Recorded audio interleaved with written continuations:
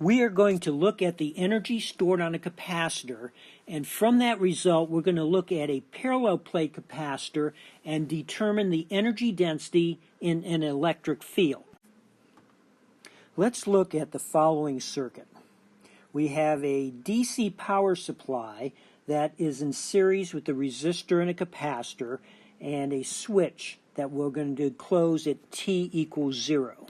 Let's start with the capacitor uncharged. So Q at t equals 0 is going to be 0.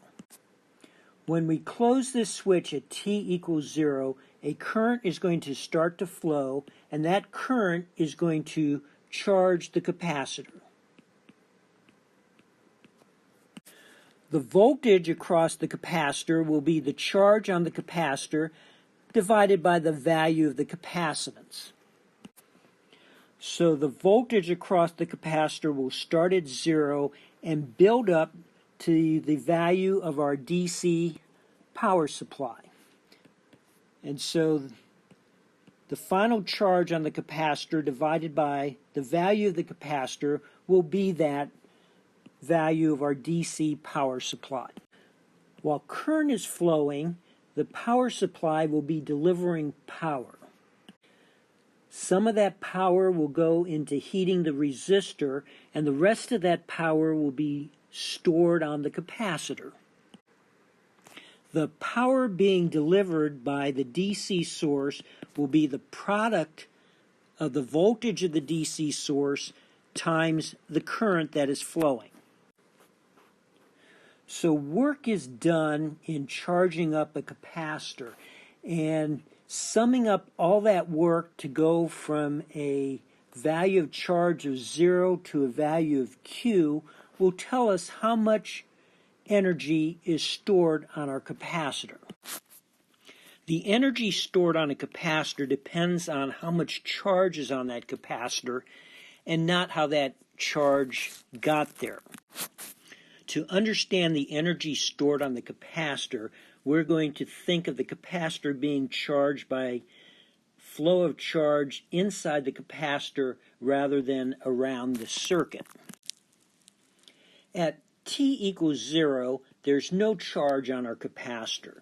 So when we move the first charge dq from the lower plate to the upper plate, it takes no work because there's no electric field inside our capacitor. To move the next dq will take some work because there's an electric field inside our capacitor, and we're pushing the dq against that electric field. The voltage across the capacitor is the amount of work to move 1 coulomb of charge from the lower plate to the upper plate. So the amount of work, dW, to move dq from the lower plate to the upper plate is the voltage across the capacitor times dq. So the voltage is the number of joules per coulomb, and the dq is the charge in coulombs, so the product of those is the amount of work in joules. For the voltage, we can substitute the charge on the capacitor over the value of the capacitance. As the charge on the capacitor increases, it takes more and more work to move each dq because the electric field inside the capacitor is getting larger. The energy stored on the capacitor is the total work it took to go from a charge of 0 to a charge of Q. So that total work is the integral from 0 to Q of dW, or the integral from 0 to Q of Q over C dQ. C is a constant, so this is the integral from 0 to Q of Q of T dQ, so that will be 1 over C times Q squared over 2 evaluated between 0 and Q. So the energy stored on the capacitor is Q squared over 2C.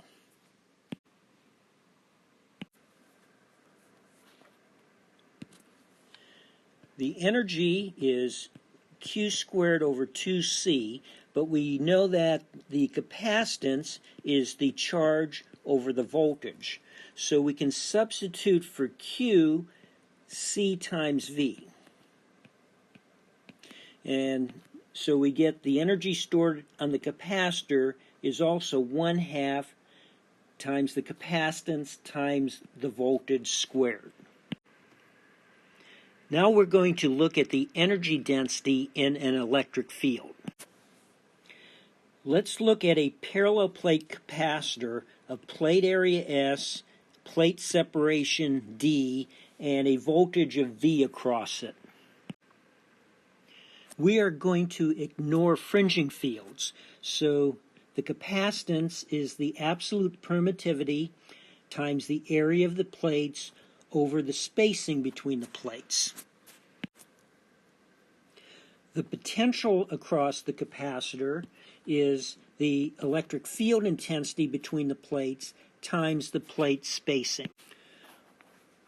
In our equation for the energy stored on the capacitor, we're going to substitute this equation for the capacitance and this equation for the voltage. The energy stored on the capacitor is 1/2 the capacitance, which is the absolute permittivity times the plate area over the plate spacing, times the voltage squared, which is the electric field intensity inside the capacitor, times the plate spacing. This can be rewritten as 1/2 the absolute permittivity times the electric field intensity squared times the plate area times the plate spacing. The plate area times the plate spacing is just the volume of the capacitor.